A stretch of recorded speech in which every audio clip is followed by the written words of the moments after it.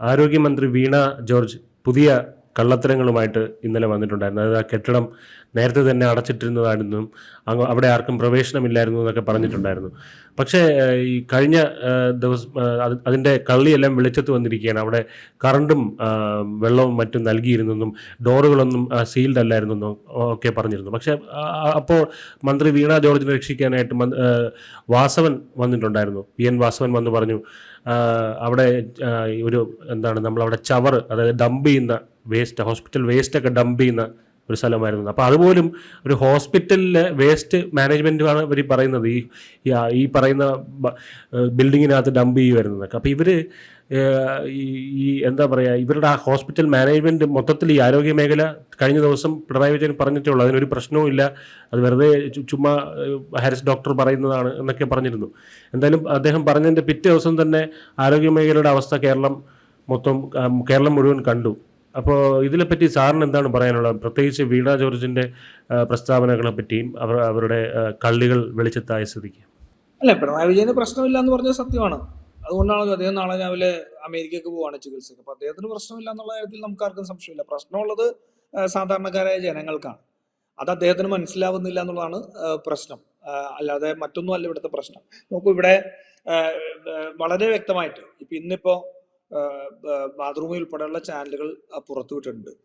ചാണ്ടി ഉമ്മൻ അവിടെ ചെന്ന് സംസാരിക്കുകയും അവിടെ ആ ഉണ്ടായിരുന്ന ആൾക്കാരോട് ചോദിക്കുമ്പോൾ അവർ പറയുന്നുണ്ട്, ഇങ്ങനെ ഈ ബിന്ദുവിന്റെ മകള് പറയുന്നുണ്ട്, അമ്മ പോയിരുന്നു, അമ്മ തിരിച്ചു വന്നിട്ടില്ല, അമ്മയെ ഫോൺ വിളിച്ചിട്ട് എടുക്കുന്നില്ല എന്നുള്ള ഉൾപ്പെടെയുള്ള കാര്യങ്ങൾ ശ്രീ ചാണ്ടി ഉമ്മനോട് പറയുന്നുണ്ട്. അതിനുശേഷം ചാണ്ടി ഉമ്മൻ ചെന്ന് ഈ അവിടെ ഫയർഫോഴ്സ് ഉൾപ്പെടെയുള്ള ആൾക്കാർ വളരെ നിശ്ചലമായിട്ട് നിന്നുകൊണ്ടിരിക്കുക. അവരോട് ചോദിക്കുന്നു, നിങ്ങൾ എന്താ അന്വേഷിക്കാത്തത്, നിങ്ങൾ എന്താ തിരയാത്തത്, ഈ ഡബ്ല്യു മാറ്റിയാലല്ലേ ഇവിടെയുള്ള ആൾക്കാരിൽ ആരെങ്കിലും ഉണ്ടോ എന്ന് അറിയാൻ പറ്റുള്ളൂ എന്ന് ചോദിച്ചപ്പോൾ അവർ പറഞ്ഞത്, അത് അപ്പുറത്ത് ഇടിയാതെ വേണം ഇനി മാറ്റാൻ, അതിനു വേണ്ടിയിട്ട് ഞങ്ങൾ കാത്തു നിൽക്കുകയാണ്. അപ്പൊ എത്രമാത്രം ലാഘവത്തോടു കൂടിയാണ് ആ ആശുപത്രിക്കകത്തുണ്ടായിരുന്ന ഈ സംഭവത്തെ പോലും കുറച്ച് കാണിക്കാൻ ശ്രമിച്ചത് എന്നുള്ളത് ചിന്തിക്കണം.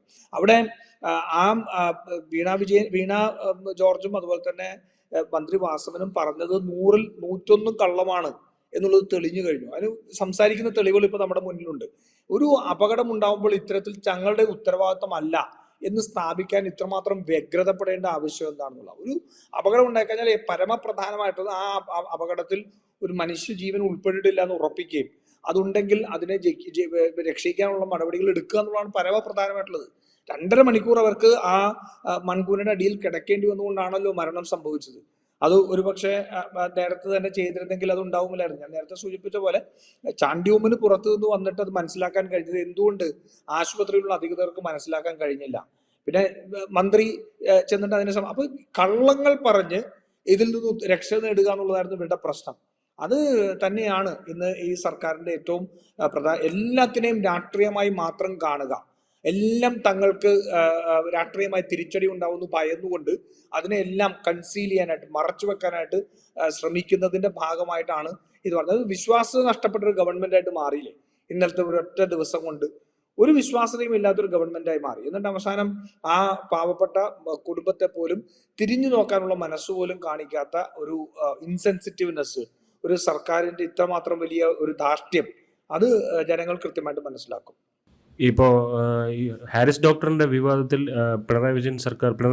മുഖ്യമന്ത്രി പിണറായി വിജയൻ പറഞ്ഞത് ഇത് മനഃപൂർവ്വം ചമയ്ക്കുന്നതാണ്. അതായത് കേരളത്തിൻ്റെ ആരോഗ്യ മേഖല നമ്പർ 1 തന്നെയാണ്.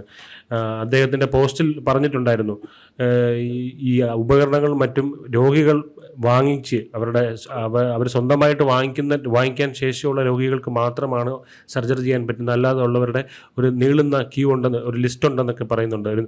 ഓഗസ്റ്റ് വരെ നീളുന്ന ലിസ്റ്റ് ഉണ്ടെന്നൊക്കെ പറയുന്നുണ്ടായിരുന്നു. അപ്പോൾ ഈ പോസ്റ്റ് വന്നില്ലായിരുന്നെങ്കിൽ ഈ പറയുന്നതൊന്നും തന്നെ ആരും അറിയത്തില്ലായിരുന്നു, ഇതിങ്ങനെ തന്നെ പോകുമായിരുന്നു. അപ്പോൾ അതിന് സിസ്റ്റത്തിനെ കുറ്റം പറഞ്ഞു വീണ ജോർജ്. മുഖ്യമന്ത്രി വന്നിട്ട് പറയുന്നത് ഇതെല്ലാം ചെറിയ കാര്യങ്ങളെ പെരുപ്പിച്ച് കാണിക്കുന്നതാണ്. അപ്പം ഈ ഒരു വിഷയത്തിൽ, അതായത് ഈ കെട്ടിടം മറിഞ്ഞു വീണ വിഷയത്തിൽ ഇപ്പോൾ അവർക്ക് എന്തായാലും കെട്ടിടവും മീഡിയക്കാരും എല്ലാം കൂടെ ഗൂഢാലോചന നടത്തി കെട്ടിടമാണ് നമുക്കെതിരെ ഗൂഢാലോചന നടത്തി എന്ന് പറയാനുള്ള, അതല്ലാതെ മറ്റൊന്നും പറയാനില്ല. അതുകൊണ്ട് അവരുടെ വായ മൂടിക്കെട്ടിയിരിക്കുന്ന ഒരു അവസ്ഥയാണ്. എന്നാലും സാർ എങ്ങനെ കാണുന്നു, ഇവരിത് എങ്ങനെയായിരിക്കും ഇതിനെ കൗണ്ടർ ചെയ്യാൻ ശ്രമിക്കുന്നത്? അല്ല, ഇവരെങ്ങനെ കൗണ്ടർ ചെയ്യാൻ ശ്രമിച്ചിട്ടും കാര്യമില്ല. കാരണം ജനങ്ങളുടെ മുന്നിൽ വളരെ വ്യക്തമായിട്ട് വന്ന കാര്യമാണ്. ഒന്ന്, ഈ കേരളത്തിലെ ബഹുഭൂരിപക്ഷം ജനങ്ങളും ഇവിടുത്തെ ആശുപത്രികളിൽ ചെയ്യാൻ പോയാൽ അനുഭവിക്കുന്ന ബുദ്ധിമുട്ടുകളാണ് ഇതെല്ലാം. ഞങ്ങൾക്ക് തന്നെ നേരിട്ട് കൃത്യമായിട്ട് അറിയാം. ഞാൻ ഒരു 15-20 ദിവസങ്ങൾക്ക് മുമ്പ് എൻ്റെ അടുത്ത് ഒരു ഒരാൾ വന്നു, ഒരു പേഷ്യൻ്റെ ബന്ധു വന്നിരുന്നു. അവർക്ക് ആവശ്യം എറണാകുളം ജനറൽ ഹോസ്പിറ്റലിൽ ഓപ്പൺ ഹാർട്ട് സർജറിക്ക് വേണ്ടിയിട്ട് കുറേ അധികം ആൾക്കാരുണ്ട്, അത് സമയമെടുക്കുന്നു, അതുകൊണ്ട് ഒന്ന് പറഞ്ഞ് നേരത്തെ ആക്കണം എന്നുള്ളതായിരുന്നു. വലിയ ബുദ്ധിമുട്ടുണ്ട്, ഒരാണ് 3 ബ്ലോക്കും കണ്ടുകൊണ്ട്, അതുകൊണ്ട് അത് നേരത്തെ ആക്കണം എന്നാവശ്യപ്പെട്ടുകൊണ്ട് വന്നു. അപ്പം ഞാൻ പറഞ്ഞു ശരി, ഞാൻ ഹൈബി MP പറഞ്ഞിട്ട് ഹൈബിയെ കൊണ്ട് ഞാൻ വിളിപ്പിച്ച് സംസാരിപ്പിക്കാം എന്ന് പറഞ്ഞപ്പോഴത്തേക്ക് പുള്ളി വേദന പറഞ്ഞു, സാർ അത് ഹൈബിയുടെ MP വിളിച്ചു കഴിഞ്ഞതാണ്, പക്ഷെ നടന്നിട്ടില്ല. അപ്പം ഞാൻ പറഞ്ഞു ആണോ? അപ്പൊ വേദന പറഞ്ഞു അത് മാത്രമല്ല, ഈ രാജീവ് മിനിസ്റ്ററും വിളിച്ച് സംസാരിച്ചിരുന്നു. അപ്പൊ രാജീവ് മിനിസ്റ്റർ വിളിച്ചിട്ട് സംസാരിച്ചു. ഞാൻ വെച്ചാൽ രാജീവ് മിനിസ്റ്റർ വിളിച്ചിട്ട് ഹൈബി വിളിച്ചിട്ട് നടക്കാത്ത കാര്യം ഞാൻ വിചാരിച്ചാൽ നടക്കില്ലല്ലോ എന്ന് പറഞ്ഞു. ഇല്ല സാറിന് ആ ഡോക്ടറുമായിട്ട് വ്യക്തിബന്ധം ഉണ്ടെന്ന് ഒരാൾ പറഞ്ഞു, അതുകൊണ്ട് എനിക്ക് അദ്ദേഹത്തിന് അവർക്കൊരു തെറ്റായ ഇൻഫർമേഷനാണ്, എനിക്ക് അദ്ദേഹത്തെ വ്യക്തിപരമായിട്ട് അറിയുന്ന ഒരാളായിരുന്നില്ല. അപ്പൊ ഞാൻ പറഞ്ഞു എനിക്ക് അങ്ങനെ അറിയാൻ പറ്റില്ല. പറഞ്ഞു വന്നത്, ഒരു മനുഷ്യന് ചികിത്സ ലഭിക്കണമെങ്കിൽ മന്ത്രിതലത്തിൽ ശുപാർശകൾ ചെയ്താൽ പോലും നടക്കാത്ത സാഹചര്യം ഉണ്ടെന്ന് പറഞ്ഞാൽ പിന്നെ ഏത് നമ്പർ 1-നെ കുറിച്ചാണ് നമ്മൾ അഭിമാനിക്കുന്നത്? കേരളത്തിലെ ജനറൽ ഹോസ്പിറ്റലും മെഡിക്കൽ കോളേജിലും ICU ബെഡ് കിട്ടാൻ, അവിടെ ഡോക്ടർ ചികിത്സിപ്പിക്കാൻ അല്ലെങ്കിൽ ഡോക്ടർ അഡ്മിറ്റ് ചെയ്യാൻ ശുപാർശ ചെയ്യണമെന്ന് പറഞ്ഞുകൊണ്ട് ഞങ്ങൾക്ക് ഓരോ ദിവസവും വരുന്ന കോളുകൾ എത്രയാണ്? ഞങ്ങൾ രാഷ്ട്രീയ പ്രവർത്തകർക്ക് ഏറ്റവും കൂടുതൽ വരുന്ന കോളുകൾ ഒരു പക്ഷേ അതായിരിക്കും. ജനറൽ ഹോസ്പിറ്റലും മെഡിക്കൽ കോളേജിലും ഒക്കെ ഒരു ICU ബെഡോ അല്ലെങ്കിൽ ഒരു വാർഡോ കിട്ടാൻ വേണ്ടിയിട്ട് വിളിക്കുന്ന ആൾക്കാരാണ്. അങ്ങനെ സാധാരണക്കാരായ മനുഷ്യർക്ക്, ഇത്രമാത്രം നികുതി കൊടുക്കുന്ന ഈ രാജ്യത്തെ പൗരന്മാരായിട്ടുള്ള മനുഷ്യർക്ക് ചികിത്സ വേണമെങ്കിൽ രാഷ്ട്രീയക്കാരുടെ ശുപാർശ ആവശ്യമുണ്ടെന്ന് പറയുന്ന ഒരു സമൂഹത്തെ കുറിച്ച് നമ്മൾ എന്ത് അഭിമാനിക്കുകയാണ്? ഏത് നമ്പർ 1-നെ കുറിച്ചാണ് നമ്മൾ അഭിമാനിക്കുന്നത്? നമ്പർ 1 എന്നൊക്കെ പറയുന്നത് സാധാരണ ജനങ്ങൾക്ക് അനുഭവവേദ്യമാവണ്ടേ? നമ്മൾ ഏതെങ്കിലും സ്റ്റാറ്റിസ്റ്റിക്സ് വെച്ചിട്ടോ അല്ലെങ്കിൽ മറ്റേതെങ്കിലും കാര്യങ്ങൾ വെച്ച് നമ്മൾ പറയുന്ന കാര്യങ്ങളല്ലല്ലോ. ഇപ്പോൾ എല്ലാ നമ്പർ 1-നും കുറേ അധികം ക്രൈറ്റീരിയാസ് ഉണ്ടാക്കും. ആ ക്രൈറ്റീരിയ അനുസരിച്ച് അത് ഫുൾഫിൽ ചെയ്തിട്ടുണ്ടെങ്കിൽ അതിന് നമ്പർ 1 കിട്ടും. അതുകൊണ്ട് കാര്യമില്ലല്ലോ. നമ്മളെ സംബന്ധിച്ചോളം ഇത് ജനങ്ങളിലേക്ക് എത്തുന്നുള്ളതാണ് പ്രശ്നം. ജനങ്ങൾക്ക് അത് ലഭിക്കുന്നില്ല എന്നുള്ളതാണ് ഞങ്ങളെപ്പോലുള്ള രാഷ്ട്രീയ പ്രവർത്തകർക്ക് ഉൾപ്പെടെ നേരിട്ട് അറിയാൻ കഴിയുന്നത്. അത് മുഖ്യമന്ത്രിക്കോ അല്ലെങ്കിൽ ആരോഗ്യമന്ത്രിക്കോ അല്ലെങ്കിൽ മറ്റു മന്ത്രിമാർക്കോ അത് അറിയാൻ കഴിയുന്നില്ല എന്ന് പറഞ്ഞാൽ അവര് ജനങ്ങളിൽ നിന്ന് അത്രമാത്രം അകന്നു പോയിരിക്കുന്നു എന്ന് അവർ സ്വയം മനസ്സിലാക്കിയാൽ അതായിരിക്കും നല്ലത്. അവര് അത് മനസ്സിലാക്കുമ്പോൾ മാത്രമേ നമ്മുടെ സിസ്റ്റം നന്നാവുള്ളൂ. നേരത്തെ വീണ ജോർജ് പറഞ്ഞ സിസ്റ്റത്തിന്റെ കുഴപ്പമുണ്ടല്ലോ, ആ സിസ്റ്റം നന്നാവണമെങ്കിൽ സാധാരണക്കാരായ മനുഷ്യരുടെ സംവദിച്ച് അവരുടെ പ്രശ്നങ്ങൾ മനസ്സിലാക്കി, നാട്ടിൽ നടക്കുന്ന കാര്യങ്ങൾ എന്താണ്ട് യാഥാർത്ഥ്യം മനസ്സിലാക്കി ആ സിസ്റ്റം ശരിയാക്കണം. അത് പറ്റാത്ത ആൾക്കാർ സിസ്റ്റത്തെ താൻ ഉത്തരവാദിയാണെന്ന് പറഞ്ഞുകൊണ്ടിരുന്ന കാര്യമുണ്ടോ? കഴിഞ്ഞ ദിവസം CPM ഇതിനെ കൗണ്ടർ ചെയ്ത് എങ്ങനെയാണെന്ന് പറഞ്ഞാൽ അവർ പറഞ്ഞു 2002 AK ആന്റണി മുഖ്യമന്ത്രിയായിരുന്ന സമയത്ത് അവിടെ അന്നത്തെ ഗവർണർ ഇതുപോലെ ഹോസ്പിറ്റലിൽ അഡ്മിറ്റായിരുന്നു. അപ്പോൾ അണുബാധയെ തുടർന്നാണ് അദ്ദേഹം മരിച്ചത്. അപ്പോൾ അന്നത്തെ ആരോഗ്യമന്ത്രി ശങ്കരൻ വന്ന് കരഞ്ഞതുകൊണ്ടാണ് അദ്ദേഹത്തിന് ചികിത്സ കിട്ടിയത്. ഒരു ഗവർണറിൻ്റെ അവസ്ഥയാണ് അന്ന് ഇങ്ങനെ ഉണ്ടായത്.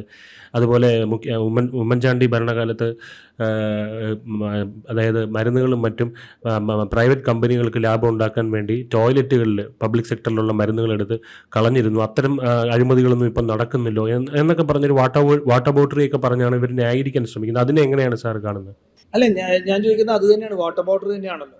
20-25 വർഷങ്ങൾക്ക് മുമ്പുള്ള സമയത്തുണ്ടായിരുന്ന സൗകര്യങ്ങളും അതിൽ നിന്ന് ഞങ്ങൾ മെച്ചപ്പെടുത്തി എന്ന് പറഞ്ഞാൽ എന്താ അർത്ഥമുള്ളത്?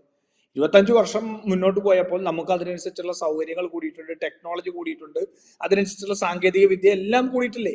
അത് ഉപയോഗിക്കപ്പെടണം എന്നുള്ളതല്ലേ? എവിടെയെങ്കിലും ഏതെങ്കിലും സമയത്ത് വീഴ്ചകൾ ഉണ്ടായിട്ടുണ്ടെങ്കിൽ ആ വീഴ്ചകൾ, ഇപ്പോൾ UDF-ന്റെ സമയത്ത് വീഴ്ചകൾ ഉണ്ടായിട്ടുണ്ടെങ്കിൽ അതിനെയൊക്കെ അംഗീകരിക്കുന്നുണ്ട്. വീഴ്ചകളൊന്നും ഒരു കാലത്തും ഉണ്ടാവില്ല എന്നുള്ളതൊന്നും പറയുന്നില്ല. പക്ഷെ വീഴ്ചകൾ ഉണ്ടാകുമ്പോൾ ഒരു കറക്ഷൻ നടക്കണം. ആ കറക്ഷൻ നടക്കുന്നില്ല എന്നുള്ളതാണ് പ്രശ്നം. പിന്നെ മരുന്നുകളുടെ കാര്യമൊക്കെ പറയുന്നു. കോവിഡ് സമയത്ത് എക്സ്പയറി ആയ മരുന്നുകൾ ജനങ്ങളെ കൊണ്ട് തീറ്റിച്ചൊരു സർക്കാരാണ് കോവിഡ് സമയത്ത്, അല്ലേ? CAG എഴുതി, ഞങ്ങൾ പറഞ്ഞ ആരോപണമല്ലല്ലോ, CAG പറഞ്ഞിട്ടുണ്ട്. എക്സ്പയറി ഡേറ്റ് കഴിഞ്ഞ മരുന്ന് മനുഷ്യരെ കൊണ്ട് തീറ്റിച്ചൊരു സർക്കാരാണ്. കേരളത്തിൽ ഒരു സ്ഥലത്തും ജീവൻ രക്ഷാ മരുന്നുകൾ ഇന്ന് ആശുപത്രികളിൽ കിട്ടാത്ത സാഹചര്യമുണ്ട്.